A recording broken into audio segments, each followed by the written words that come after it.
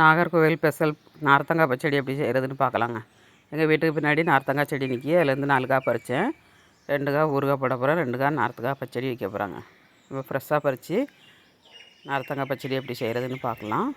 எங்கள் ஊர்லலாம் கல்யாண வீட்டில் ரொம்ப ஃபேமஸ்ஸு நார்த்தங்காய் பச்சடி நாங்கள் எப்போதும் அடிக்கடி செஞ்சு சாப்பிடுவோம். ரொம்ப நல்லதுங்க நார்த்தங்காய் பச்சடி சாப்பிட்றது. நார்த்தங்காய் 2 காயாக கட் பண்ணி எடுத்துக்கலாம். இந்த மாதிரி சின்ன சின்ன பீஸாக கட் பண்ணி எடுக்கணும். அப்போ தான் சீக்கிரமாட்டு வேகும். குக்கரில் ஒரு 4 ஸ்பூன் நல்லெண்ணெய் ஆட் பண்ணிக்கோங்க. 1/4 டீஸ்பூன் வெந்தயம், 1/2 ஸ்பூன் கடுகு, 1/2 ஸ்பூன் உளுந்தம்பருப்பு, 1/2 ஸ்பூன் ஜீரகம் போட்டு 150 கிராம் சின்ன வெங்காயம், ஒரு பல் பூண்டு உரித்து போட்டு 4-5 பச்சை மிளகாய் போட்டு நல்லா வதக்கிட்டு அப்புறமாட்டு நம்ம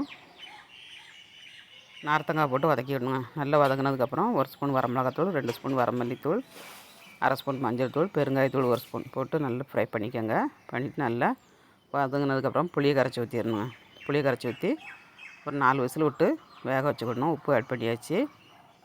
மூடி வேக வச்சுக்கலாம். 4 விசில் விட்டுருச்சு. சூப்பராக வந்துருச்சு பாருங்கள் நார்த்தங்காய் பச்சடி.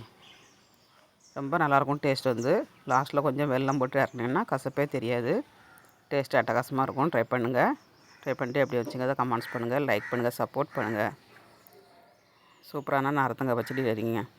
ஸ்டவ்வோடு சமைக்கும்போது அன்போடு சமைக்கணுங்க. அன்போடு சமைச்சிங்கன்னா சும்மா இருக்க நார்த்தங்காய் பச்சடி கூட சூப்பராக இருக்குங்க. கரெக்டு தானே?